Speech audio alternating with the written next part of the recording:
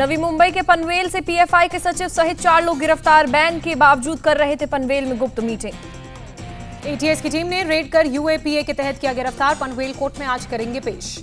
PM Modi के गुजरात दौरे का आज दूसरा दिन। केवड़िया में करेंगे यूएन महासचिव एंटोनियो गुटेरेस का स्वागत। प्रधानमंत्री और यूएन महासचिव करेंगे मिशन लाइफ की शुरुआत। स्टैच्यू ऑफ यूनिटी में 9:45 पर मिशन लाइफ होगा लॉन्च। पीएम मोदी और यूएन महासचिव एंटोनियो गुटेरेस के बीच आज होगी द्विपक्षीय वार्ता। पर्यावरण सुरक्षा और जलवायु परिवर्तन पर होगी चर्चा। मिशन लाइफ की लॉन्चिंग से पहले यूएन महासचिव ने माना, भारत में ही वो ताकत है जो दुनिया में पर्यावरण की सुरक्षा का मिशन चला सकती है। पीएम मोदी दोपहर 12 बजे मिशन प्रमुखों के 10वें सम्मेलन में हिस्सा लेंगे। दुनिया भर से भारतीय मिशनों के 118 प्रमुख करेंगे 2 दिवसीय सम्मेलन में शिरकत। केवड़िया के बाद पीएम मोदी 3:45 पर तापी जिले के व्यारा जाएंगे। 1970 करोड़ रुपए की कई विकास योजनाओं का शिलान्यास करेंगे। यूएन चीफ एंटोनियो गुटेरेस बुधवार को पहुंचे केवड़िया। विदेश मंत्री एस जयशंकर ने किया स्वागत। विदेश मंत्री एस जयशंकर और यूएन महासचिव के बीच हुई मीटिंग। विश्व की चुनौतियों और चिंता को कम करने को लेकर बातचीत हुई। विदेश मंत्री से मुलाकात के दौरान हाथ जोड़कर प्रणाम किए एंटोनियो गुटेरेस। केवड़िया में अधिकारियों से मिलते समय भी यूएन महासचिव ने किया नमस्कार। यूएन महासचिव ने भारत से डबल लव अफेयर का जिक्र किया। कहा, भारत की संस्कृति से प्यार है और मेरी पत्नी का जन्म गोवा में हुआ है। दिवाली पर पीएम मोदी का बड़ा तोहफा। 22 अक्टूबर को देश के 75,000 युवाओं को देंगे नौकरी का गिफ्ट। गुजरात दौरे से पहले राजकोट में पीएम मोदी का मेगा शो। लोगों ने प्रधानमंत्री मोदी और सीएम भूपेंद्र पटेल का फूलों से किया स्वागत। पीएम ने राजकोट में इंडिया अर्बन हाउसिंग कॉन्क्लेव का उद्घाटन किया। कई परियोजनाओं का लोकार्पण और शिलान्यास किया। पीएम मोदी ने गांधीनगर में मिशन स्कूल ऑफ एक्सीलेंस का भी शुभारंभ किया। कहा, 1 लाख से ज्यादा स्मार्ट क्लासरूम बनेंगे। प्रधानमंत्री नरेंद्र मोदी ने कहा, पूरे देश में केंद्र सरकार बनाएगी 14,500 से ज्यादा स्कूल। 5G को लेकर पीएम मोदी ने कहा, शिक्षा व्यवस्था को अगले स्तर पर ले जाएगा 5G।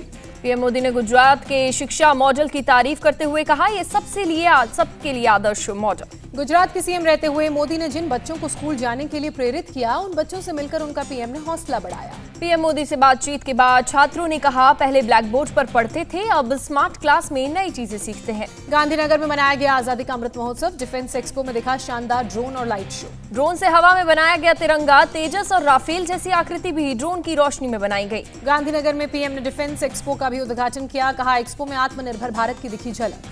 डिफेंस एक्सपो में बोले पीएम, कहा, डीआरडीओ का ताकत देख रही है दुनिया की अपेक्षाओं को पूरा करेगा भारत। रक्षा क्षेत्र की सक्सेस स्टोरी बना रहा है मेक इन इंडिया। पीएम बोले, पिछले 5 साल में हमारा रक्षा निर्यात 8 गुना बढ़ा। इंडियन नेवी के वाइस चीफ ने चेक गणराज्य की राजदूत से की मुलाकात। द्विपक्षीय रक्षा सहयोग पर बातचीत। आर्मेनिया के रक्षा मंत्री से मिले Indian army chief general Manoj Pande. दोनों देशों के बीच सहयोग पर हुई बातचीत। रक्षा मंत्रियों के सम्मेलन में राजनाथ सिंह ने कहा, जब किसी क्षेत्र की शांति और सुरक्षा को खतरा होता है तो पूरी दुनिया प्रभावित होती है। तीनों सेना प्रमुखों ने स्वदेशी हथियारों के साथ भविष्य के युद्ध लड़ने के लिए पीएम मोदी के आह्वान का समर्थन किया। पीएम मोदी ने अंतर्राष्ट्रीय सीमा से 130 किलोमीटर दूर दीसा हवाई क्षेत्र की नींव रखी। 2 चरणों में बनाया जाएगा। जम्मू कश्मीर में पीएम मोदी को टारगेट करने की साजिश का खुलासा। सुरक्षा बलों ने जैश ए मोहम्मद की साजिश को नाकाम किया। सुजवा आतंकी हमले की जांच के दौरान एनआईए ने किया जैश की साजिश का खुलासा। एनआईए ने 2000 पन्नों की चार्जशीट दाखिल की। जैश सरगना मसूद अजहर ने आतंकवादियों को भारत भेजा था। पीएम मोदी पर यात्रा के दौरान हमले की साजिश रची थी। एनआईए ने चार्जशीट में 12 लोगों को आरोपी बनाया। मसूद अजहर सहित 7 पाकिस्तानी और 5 कश्मीरियों के नाम भी शामिल।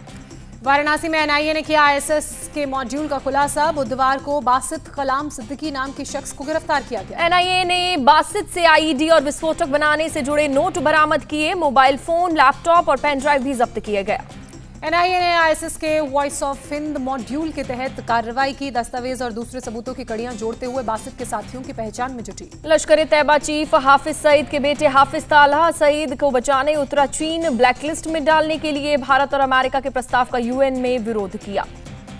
भारत ने हाफिज तालहा सईद को अप्रैल में किया था आतंकवादी घोषित। यूएन सुरक्षा परिषद में अंतर्राष्ट्रीय आतंकी घोषित करने के प्रस्ताव पर चीन ने लगाया अड़ंगा। 2 दिन में दूसरी बार चीन ने पाकिस्तानी आतंकवादी को अंतर्राष्ट्रीय आतंकी घोषित करने के प्रस्ताव पर अड़ंगा लगाया। मंगलवार को शाहिद महमूद और को ब्लैक लिस्टेड करने से बचाया गया।